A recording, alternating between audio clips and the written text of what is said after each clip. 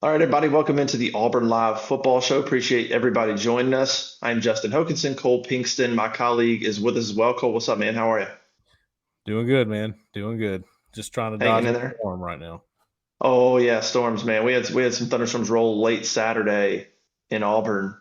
Maybe it's Friday. I don't know. All the days run together, but we had a ton of rain here as well. And Yeah. then I think that's what went into Atlanta, which is what caused the delay in the Under Armour elite basketball game on Saturday evening.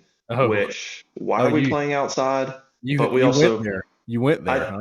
no, I didn't go. I just saw that rain was rolling through. I'm like, that had to be obviously what we got in Auburn. But we won't talk about that game because nothing happened at That's that game. I don't. There that's what I wasn't. It was wasn't saying. newsworthy. I didn't think Uh, we would talk about that one, but hey. yeah, no, it wasn't noteworthy in any really real big way. So we'll just sort of not talk about that. All right, real quick before we get into the football show, quick shout out to our main sponsor of the Auburn Live Show session, Cocktails in downtown Auburn, right next to Taco Mama on Magnolia Avenue. Go check them out. It's an awesome cocktail bar lounge. You got booth seating, bar seating, you got some couch seating. It's just a cool environment. It's not a place that you go and you're standing up and you're wading through people and trying to get up to the bar. You have to have a place to sit to get in. They make fantastic cocktails. It's just a cool atmosphere, cool vibe. Go say hey to Hunter and Joe and Avery and all the good people at Session Cocktails. They make great old fashions, happy hours from 4 to 6. So go check them out. It'll be an awesome place on Saturdays, I think, to pop in and have a drink when you're downtown hanging out and not feel like you're in a college bar. I know a lot of people that aren't college kids wonder where can I go. This is a great place that sort of encompasses all of that, and you have a really cool mixture of people. So go check them out. Session Cocktails in downtown Auburn. All right, Cole, let's jump into this football talk. Scrimmage. Auburn scrimmaged on Saturday, the first big scrimmage of the fall camp, which oftentimes is one of the most important. I mean, it's a chance to set your foundation, and if you're a guy competing for a job, it's your chance to go out there and stake your claim, make that good first impression. We talked to Hugh Freeze afterwards. We had tons of scrimmage notes in real time on the message board, so we kind of have a feel of how it went in general. And then we talked to Hugh Freeze afterwards a little bit. What are you thinking about now? We're I think 8 practices in, a scrimmage is under your belt. Things you heard from the scrimmage. Where's your head at in terms of this football team? What are some things that you heard coming out of Saturday that you're either excited about, concerned about, just curious about? Just kind of where's your head at with this team after the scrimmage? Well, a scrimmage like that is the first chance you get to see quarterbacks sort of under duress, I guess, more so than they are at practice. Of course, you try to create those situations at practice, but it's a little different. It's a game like you got officials out there. They're throwing some blitzes at you. Of course, you know, I think I put a lot of stock into it. They still can't be hit. Okay. They're not actually getting hit. They're not live. So that it's just the way it is. You have to keep your quarterbacks healthy, but at the same time, can you get a real read on the quarterback situation when they're not live? I don't think so. I think that's the main thing. So, I heard a little bit about the quarterbacks. I heard really good things about the offensive line. I thought that, what I heard about them, they did well in the run game. Pass protection wasn't as good, but the person I talked to, at least, or one of the people I talked to, said, "Well, I'm giving a lot of credit to the pass rush. I think the pass rush was good." So these are some things. Obviously, the run game is going to have to be good. Um, the pass rush was a question mark, sort of, and it still is. But you have some more bodies there that can make things happen. Steven Sings, Elijah McAllister. These are guys I heard had a sack or a tackle for loss in the game scrimmage. So that's good. You know, it's hard to get a good read of how everything is, but the coaches at least know now what they're dealing with at each position. They know what they have in a game like setting, and I think that was the most important thing. Why you're not really doing the situational stuff as much, but you're trying to put everybody in one of those situations where they're stressed a little bit. Yeah, and you talked about the quarterbacks. We might as well start there because that's where all the attention is. Freeze had an interesting comment after that scrimmage, and he was asked about, hey, at media days, or it might have been at media days, it might have also been at the beginning of fall camp. He said, those first few practices, maybe first 10 days, he wanted to try to get that thing from 3 to 2 and then let those two guys go and compete. And that was the question asked to him, just so we're clear. It wasn't, hey, do you have a starter? It was, hey, you talked about getting this thing from 3 to 2. Are you any closer? And his response was, I thought I was. I thought I had my mind made up, but then I'll have to go back and watch the film, kind of saying Saturday things changed that. So what I'm not sure about is because the question was asked, and I don't know if he answered that question or if he heard, do you have a leader? And he answered that question. I'm not exactly sure what question he answered in that, in terms of he could have come out of Saturday saying, I thought I had a top two, and now some things happened Saturday. He could be talking about 2 and 3, not even 1, to be fair. And so I'm not exactly sure. I'm not exactly sure what he was referring to. Either way, whatever happened Saturday shook some things up with the quarterbacks. What we heard and what we know that Freeze confirmed is Robbie Ashford threw touchdowns. Holden Gerner threw a touchdown at least. Peyton Thorne didn't. Nobody turned the ball over. That's good. I had somebody tell me that Holden was the better quarterback on the day. I had somebody else tell me that Robbie was the better quarterback. I know Robbie made some mistakes, but I think Robbie made some big plays too. And so I come away from Saturday thinking Robbie is a little bit is doing a pretty good job and maybe pushing Peyton Thorne more than we thought he would. I don't know that that's necessarily anything that Peyton's done wrong. I mean, nobody turned the ball over. I think there's two things to take away when you're talking about the quarterbacks. I wrote about it at auburnlive.com, and I just want to reiterate because I think it's important. One, Hugh Freeze said he thought that all three guys did some good things on Saturday. Two, he said nobody turned it over. Then I guess the third thing would be he really kind of got onto the receivers about running some wrong routes and loafing a little bit in the RPO game. And he specifically said, I thought the quarterbacks made some good decisions, but then the receivers weren't where they needed to be. So one, the receivers are going to impact the quarterback race. They'll take that into account, but they need to play well. But what I'm saying is, it doesn't necessarily sound like the quarterbacks or any quarterback played particularly poorly on Saturday. It sounds like they did some good things, and it feels like they're getting better. And so when we talk about the quarterback race, to me, this is just my opinion, I don't think it's a thing where Peyton Thorne's playing terrible, is playing down to everybody else. And I think Peyton Thorne's kind of here. Maybe he hasn't pushed ahead, but I think Robbie and Holden have maybe been a little better and are closing the gap a little bit. That's just kind of how I see it.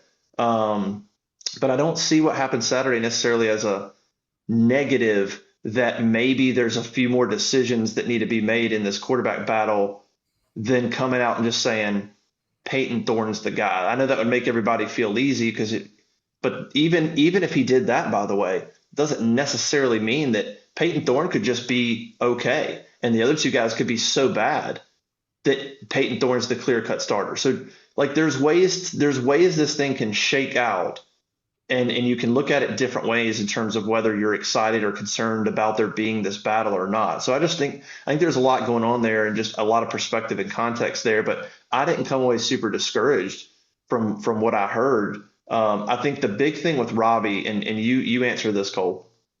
When I look at Robbie, I'm thinking, can he improve his ability to pass the ball and his accuracy? And then, of course, two would be decision making within the offense and delivering the football. Can he elevate that from the spring enough that his running ability pushes him over the top? Because he's got this running ability that's his X factor, right?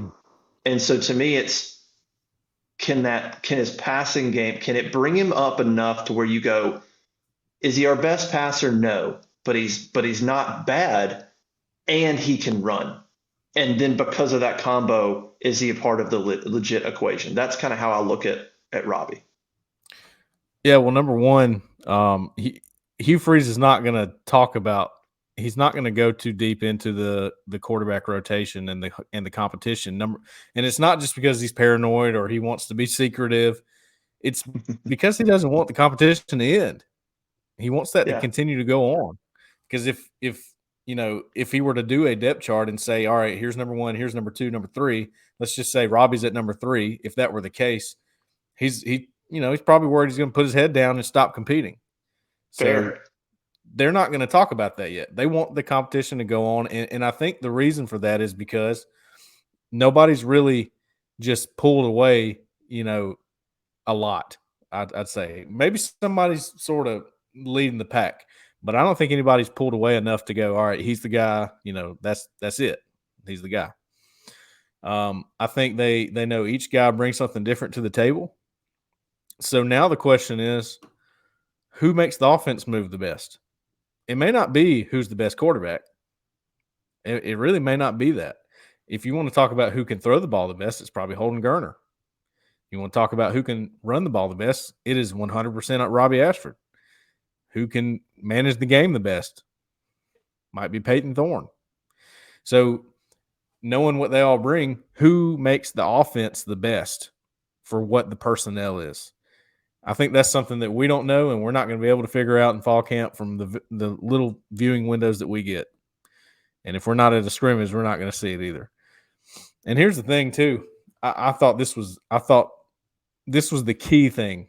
If nothing else, this was the key thing that Hugh Freeze said. It was he put the blame on the receivers a little bit more than the quarterbacks. And you pointed that out just a second ago. That means, we heard Camden Brown when we talked to him on the round table the other day. Hey, everything's an option route. Everything's a choice route or whatever they call it. Same thing. Option route, choice route. That just means pre-snap, you're supposed to make a decision. Do you run the slant inside based on the, alignment of the defense? So that means the receivers aren't there yet with that kind of stuff.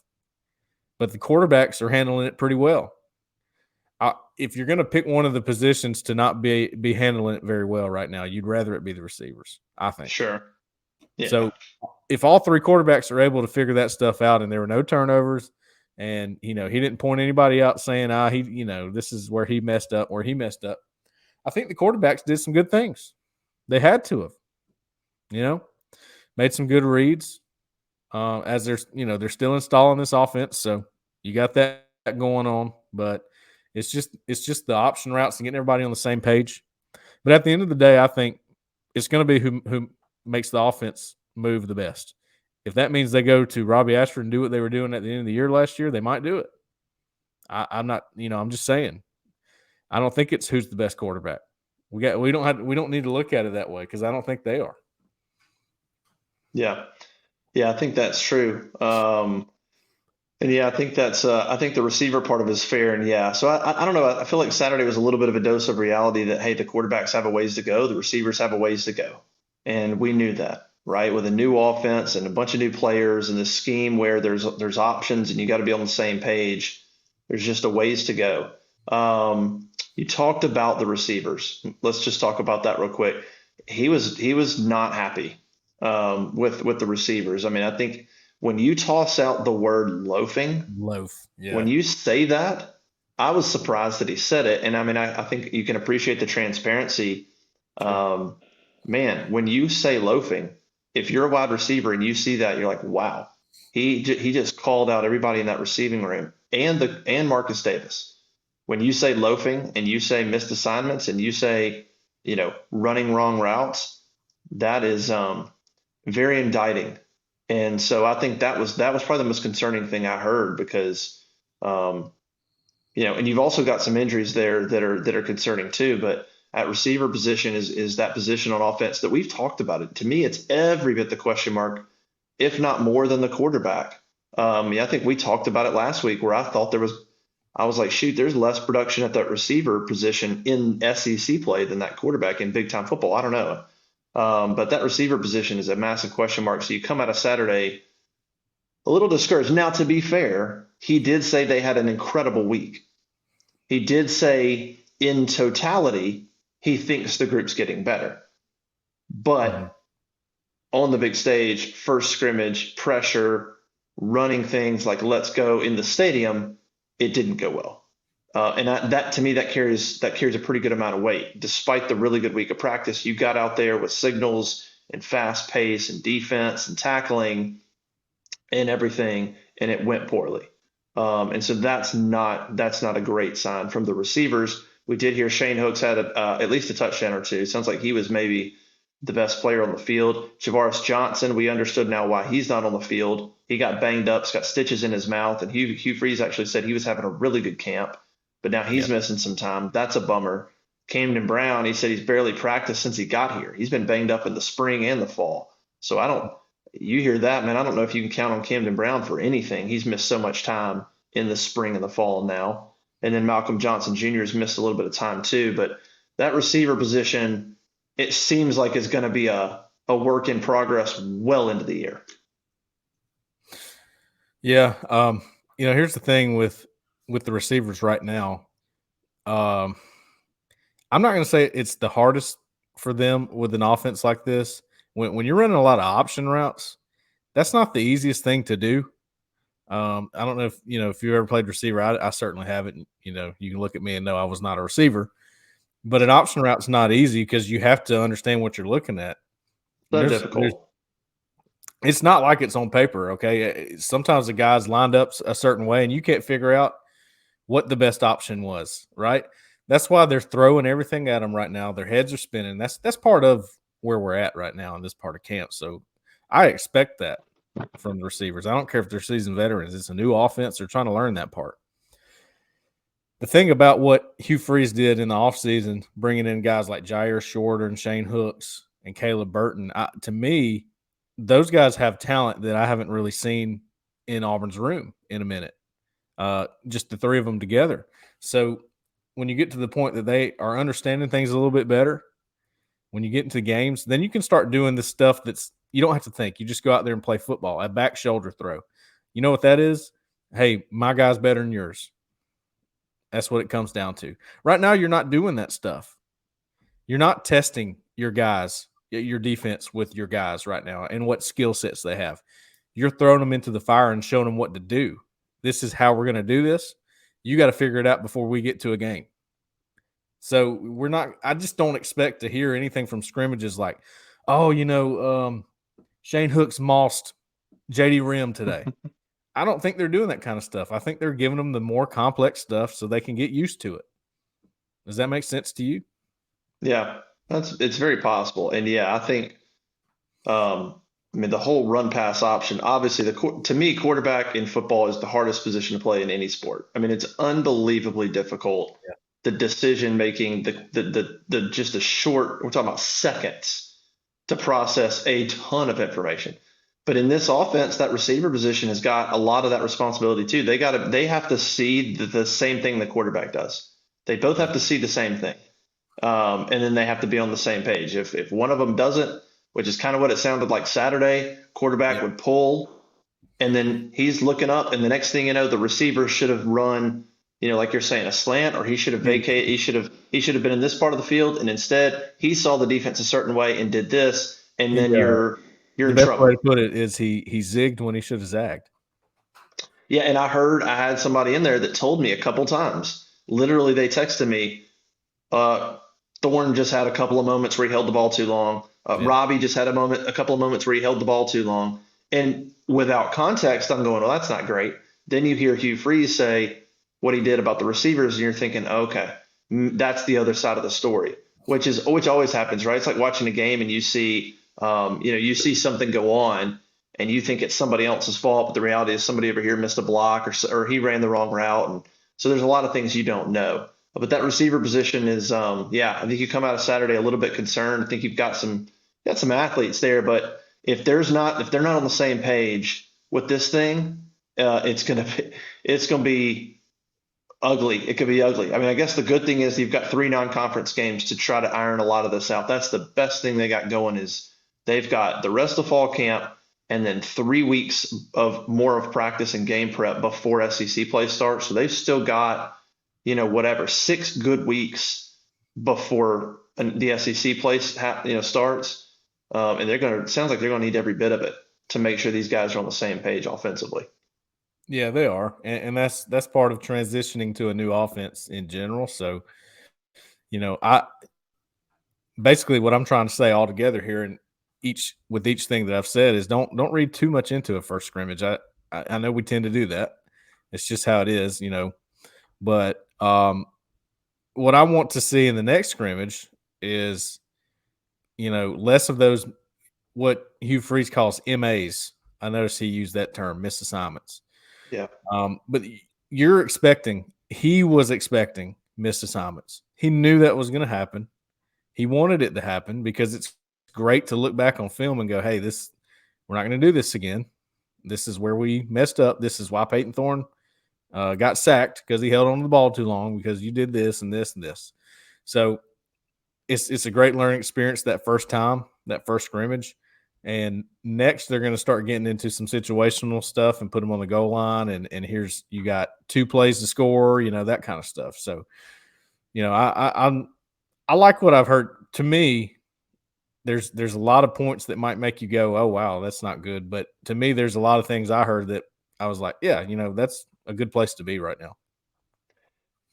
All right, hold that thought. Let's get into some positive comments in a minute. Real quick, want to give a shout out to another one of our sponsors, GameTime.co. GameTime.co, visit them. They're a fast and easy way to buy tickets for all things sports, comedy, music, and theater. They give fans access to last-minute tickets to the most popular events in more than 60 cities across the U.S. and in Canada. It's a really good ticket buying app. Go download the app. They have last-minute ticket buying options. They also provide, if you find the same section, same row ticket for less, they'll provide you with 110% of the difference back to you. They'll credit you 110% of the difference back to you if you buy tickets through GameTime.co, and then you go and you look and somebody else has got that price beat that's the same within a couple of seats, basically, same section, same row. They credit you back 110% of the difference. So that's cool. So go visit GameTime.co. You can use the code War Eagle and get $20 off your first purchase. Again, the code War Eagle, all one word, and you get $20 off your first purchase. Download the Game Time app today. Last minute tickets, lowest price, guaranteed. GameTime.co. All right, Cole, we've been a little bit negative. Okay, which is, I think, that's sort of, I don't know, people will learn. Unfortunately, that's kind of my default. Sorry, people. I'm just cynical by nature. And so I'm always going to lean. I'm probably going to lean. I mean, I don't know. I go both ways, but I just tend to be a little more cynical.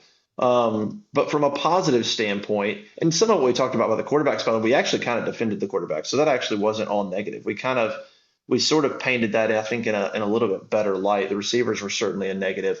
O-line sounded like they played pretty well. Running back sounds like there's no issues there. He said he's very pleased with how they played. Damari Alston is balling out on the field. He's one of the leaders. Damari Alston has just quickly become a player that you have to know. He's one of the most important players on the team. He's killing it.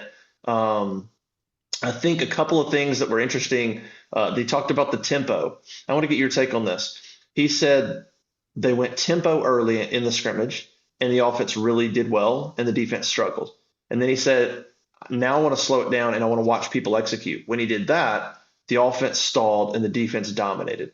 I sort of went a little bit more negative, shocker, on that, because I think when you get into the SEC, you're going to have to execute. You're not just going to run people into the ground, especially the better defenses. You're going to need to execute.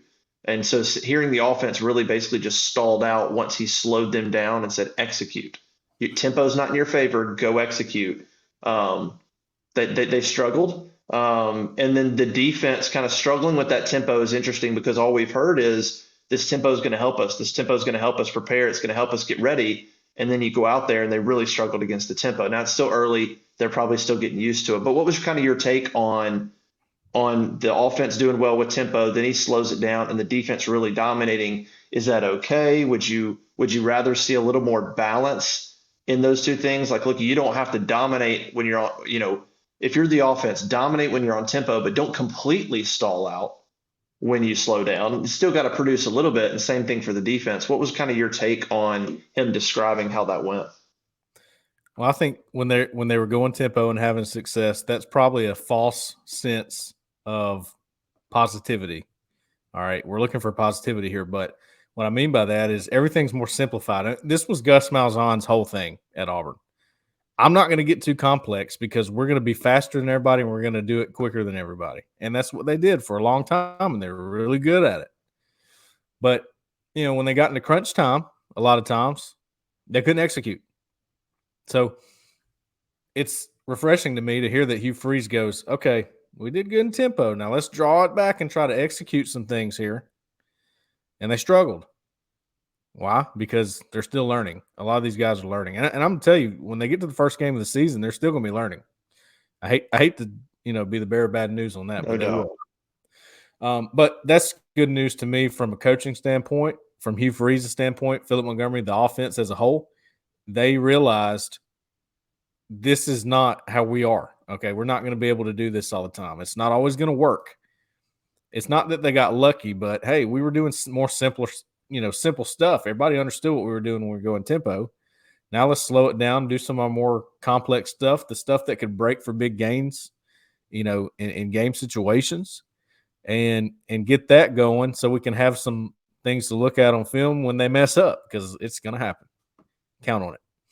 But I think it's a good thing, too, that the defense took advantage of that. So Hugh Freeze made the point. I don't know. I don't know how to answer your questions about scrimmages because we're going against ourselves. When the offense is doing well, I'm worried about the defense and vice versa. Like, that's a good point because you really don't know. I mean, could it be because, the defense is actually terrible, or is it just because you got lucky on a few plays on offense? You just don't know. So now, knowing now that they went tempo and then they, all right, we're going to draw back and do something different this time and give different looks and give different things. That just tells me that he should have a pretty well-rounded offense when it's, starting to come into fruition. Yeah. And I pointed that out. I told in the piece I wrote, I said, now just keep in mind when you're talking about an intra-squad scrimmage, as Freeze said, you can go either way with everything he said. You can go either way. And so it's just kind of sort of picking what you think is the most important. I think the biggest positive thing we heard was the pass rush. Really sung the praises of Jalen McLeod, really sung the praises of Steven Sings, which we've heard from some of the defensive coaches and we've heard from the players. Certainly about Jalen McLeod, even Steven Sings too. That's probably the best thing we heard is that they seem to be doing well. They're high motor guys. Because look, that was the thing on defense. I mean, it was find a quarterback, and then there's a list of things they needed to do, but finding a quarterback, finding some playmakers at receiver, and figuring out how you're going to rush the passer were certainly up there. When you lose Derek Cole and Echo Leota, and in any league, but especially the SEC, and if you're going to try to win big time games, you have to get after the quarterback. You have to. And Auburn literally did not have anybody that could do that. And so McLeod and Sings, they have no choice. They have to be those guys. They have to be what they're supposed to be, especially Jalen McLeod. We've heard at times from camp, I'm sure you've heard the same thing. We've heard the praises publicly. I mean, I've heard privately he's the best player on the team. And so we'll see how that kind of pans out. But that was a really good positive. McLeod and Sings are big physical guys that have high motors that are kind of they're everything they should be for that jack position, it sounds like. I worry less about the transition of pass rushers. If you can pass rush, you can pass rush. I mean, I really don't think that your tackles are going to be better in the SEC, but I mean, how much of a leap is it really? I mean, Auburn just took Gunnar Britton from Western Kentucky, and he's going to probably start at right tackle, right? So Jalen McLeod and Steve Sings were going against these type of guys, the same guys they're seeing at practice right now. Dylan Wade was at Tulsa. Okay. My point is, I don't worry so much about the transition there. I think Steven Sings is sort of underrated, and I've thought that for a while. I have enough film on him from Liberty to go, yeah, he can do it. I mean, he was on one of the best tackle. I think they led the country in tackles for loss. I think so. And you heard Aldridge this week tell the story about he was going to Virginia Tech. I mean, that's a power. Not that people get in their head right where you go, and that does matter, right? Like different schools are going to recruit a different level of athlete. But Steven Sings was headed to Va Tech, and then academics became an issue. COVID became an issue. Liberty swooped in and got him. But that's a Power 5 guy. That's a player that Virginia Tech had committed, and he had some other offers as well. So Steven Sings is not like he's from Liberty. We're not sure. I mean, that's a Power 5 player that Va Tech evaluated and was taking. So if that means anything to anybody. Yeah, and Rodney Garner, gave him a look too when he was at Auburn. So, he's a guy that had some traits, and he has since high school, and he put it together at Liberty and was pretty good. I mean, again, you're talking about a defense that led in tackles for loss, and he was one of the better ones out there. So I'm not worried so much about that transition. I think he's going to be pretty good. I really do. I was glad to hear that he had a couple sacks. Jalen McLeod, obviously the same boat there, coming from Appalachian State. Even Elijah McAllister. Now, he's the one I was worried about as a pass rusher, but apparently he had a sack, a tackle for loss, a chase down, that kind of thing, more than once. So that's good to know that he can help out there. And then, we continue to hear that Keldrick Falk is everything that he was supposed to be, and maybe more as a freshman right now. And being close to his situation and covering his recruitment, I had some concerns just because he played offense and defense at Highland Home. He comes from a small school. The competition is not all that great. He was, he was raw. He didn't know everything. He didn't know how to do everything as a pass rusher, as a defensive lineman. But all accounts are that he is absolutely everything that they thought, and had a solid scrimmage. And you just have so many contributors there. When you're going back to last year and thinking of who you had, it's like, man, how you had Derek Hall. He played every snap. And then Marcus Bragg would help out sometimes. And then you had to put Colby Wooden at edge, which is kind of unnatural for him, if we're being honest. That's what you had. So now you got options, and I think that's the biggest thing. I think that was the main thing you wanted to see in this scrimmage on offense and defense. What are your options? How many options do you have at each position? How many of these guys could actually help you? All right. You may look at it and go, well, this guy can't play. He can't be in the game. You don't really figure that out until you get them into that scrimmage atmosphere. I think, and this is the main thing that I keep asking anybody that I talk to, they feel like they have options at every position. They really do. There's not a position that they go, we're limited on options. No, I think this guy can play. I think this guy can play. It's more options than they had a year ago. And I think that's the first step in trying to get your roster back to where it needs to be. I agree. I'm not sure.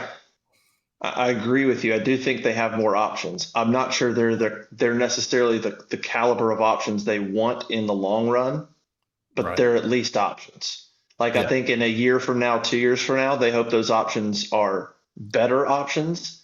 But when you're where you were last year, you'll take steps forward, which is quality bodies and options as it stands now. And so I think you're right. There's at least some options, which goes back to competition, which is what I said in the spring. I was talking to somebody about the amount of transfers coming in. And I said, what's kind of being lost in that is the competition. I don't know about every individual player, but when you bring that many new guys in and you get rid of some guys that really weren't contributing, they had a year in the program, maybe two, and they weren't contributing. You bring 20 new guys in and transfers plus high school guys. At the minimum, you're going to get higher. You're going to get actual competition, and guys are going to be pushed one way or another. And there shouldn't be any apathy at any position on any level. And we heard Jalen Simpson say that the other day. He talked about it don't matter if you're the twos or the threes. He specifically talked about that competition being there. And so I think that's when you're talking about those options. At the minimum, it's creating competition, and that creates better players in the situation. You can't go get more talent now. It kind of is what it is now. But competition can still make you better within this certain season that you're in. Definitely. Yeah, I mean, linebacker's much better. I'm trying to think of a position that is not better than it was a year ago. And I mean, you could say that the edge rusher, just because Derek Hall is that good. But again, you have more options. You have a chance to have fresher legs in at times when you didn't. I mean, I've been doing these grading series where I grade players. I graded Marcus Harris against Alabama in the Iron Bowl in 2022, where obviously Auburn got beat pretty good. He was phenomenal against the run, but his pass rush was terrible. I mean, he graded 27% for me in pass rush in about 25 snaps of pass rush. He played almost every snap in that game, and he was gassed. to the point where he knew, okay, I got a double team. Let me give it everything I got. Oh, pass rush, I'm gonna take off. That's going to be the difference in this team because you have, like we said, options. You have fresh legs. You got guys you can roll in there. You got more than two groups. I got a third group that might can help me out. For defensive line, jack, edge, linebacker, all of it. So that to me is just such a big step in the right direction for trying to win these big games. Yeah. Yeah, I think it was interesting. I think the only other thing that he said that I thought was interesting was talking about the defensive backs. Didn't tackle very well. Wants to see more from that veteran group, which is kind of the second time he's kind of been on them a little bit. The other time was early in fall camp when he said the DBs weren't really challenged in the spring, and he needs them to be challenged more. So it sounds like he's still wanting to see more from that group. He's like, yeah, they're talented, yeah, they're veterans, but there's an underlying tone from him about, kind of I think a lot is said and written about the DB group because there's a bunch of guys coming back, but I get the feeling that Hugh Freeze is like, that's great, but like I want to see it. I hear it. I hear the talent. I think they're talented. And I think they're veterans, but I didn't see them get challenged a lot in the spring by obviously Auburn's offense. And then you come out in this first scrimmage and they don't tackle well. I think he's probably a little bit annoyed with that group. Like, don't say it, be it. If you're gonna say you're the best group or you're the most talented, if that's the things I'm hearing and seeing, go be it. Go be the best group.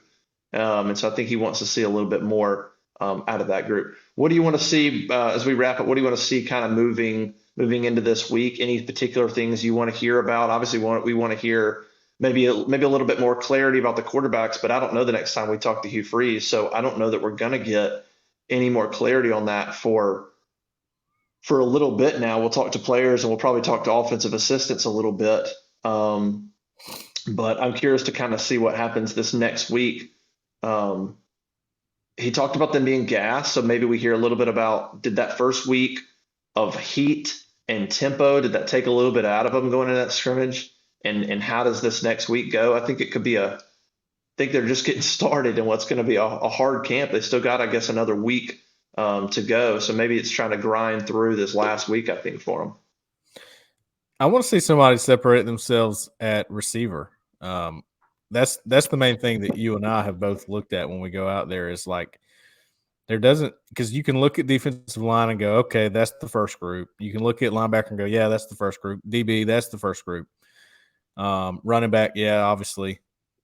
It's receiver is the group that we can't pin down. We can't go like who are the main 3 to 4 guys there. It's hard to say right now. So I want to see somebody step up there. I want to see somebody like maybe Jay Fair, who we've heard so much about, win that job, or Javaris Johnson win that job and be the first guy out there every time. But selfishly, I want them to name a quarterback, of course. Mm-hmm. But like I said, they're not going to because they want the competition to keep going. They want them all to think they have an equal shot because I think Hugh Freeze is just pretty good at the psychological aspects of coaching football and people. So just observing him as a recruiter. So I think he's going to keep doing that kind of stuff. I think a lot of these position battles that we want to come to an end are not going to yet for the same reason. Somebody needs to win that guard spot too. Yeah. We think Cam Stutz is pretty much anchored in there at that right guard. Is it right guard? Yeah. Yes. So left guard seems to be open.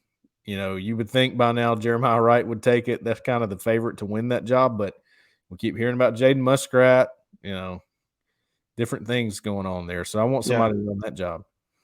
Tate too. Hugh mentioned Tate and Muskrat's a guy that I think fans pay attention to a little bit. His name's been mentioned a few times. I think he's definitely an option there. And either way, I think Wright, Tate, Muskrat, probably all 3 of those guys play a decent amount in those first few weeks, unless they just nail the rotation right off the bat.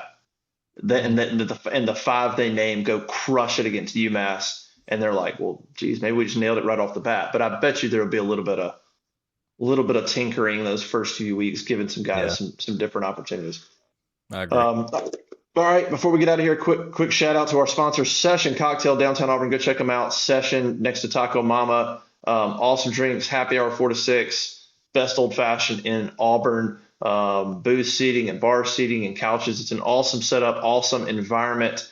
Go check out Session Cocktails in downtown Auburn. They love us there, Cole. They love Auburn Live, man. I need to swing by there sometime. I keep hearing you It's a cool talk about it. I'm spot. very interested. It's a cool Yeah. spot, good drinks, chill, kind of a chill environment. It's not a typical college bar, so you're not, you go in, get a little place to sit, See, and I just kind like of that relax. because Yeah. I'm kind of getting to that point now where I'm like, it would be a little weird for me to be in a college bar at the age I'm at. I have a kid, it's like, I'm trying to slow down a little bit. You know what I'm saying? Listen, man, don't let your don't let your youth go so quick. But in Auburn, it's tough. I mean, in Auburn, it's like it's a lot of it's college bars, and then you have some other Yeah. places that you can go. But Session is that place that you can pop in, get you a booth. They'll come to you, and serve will come to you, so you're not getting up to the going to the bar and coming back to the booth and that kind of stuff. Okay. So it's a good spot. We'll get down there and have a drink. Session Cocktails in downtown Auburn. Also, GameTime.co. We mentioned them earlier. Go check them out for ticket options. All right, Cole. Nice show. We'll be back at it. I'll see you. I'll see you in Auburn for some player interviews and coach interviews, and we'll do another week of this, man. It'll be done here. I think August 19th is their last day, something like that. I have to go check. So of Yeah. actual fall camp, then it'll transition. August So 19th. That's a I big think day school for. starts. Yeah, it's the day that Kamarion Franklin announces his college choice as well. Is that the case? Mm. Let me make sure I'm saying that correctly. Well, how about that? Should be a I big. feel like maybe it's almost like that could be planned. I don't know. It's weird, isn't it? Isn't that weird? A Saturday scrimmage on the 19th will be their last scrimmage of the fall camp period. And then they'll take a couple of days off, probably as school gets going, and then transition into the season, really, at that point. Yep. All right, man. Good one. Everybody go check out auburnlive.com. Tons of good content, recruiting football content. Awesome message board. Shout out to the corner for all of them. I'm Justin. For Cole, we'll see you next time.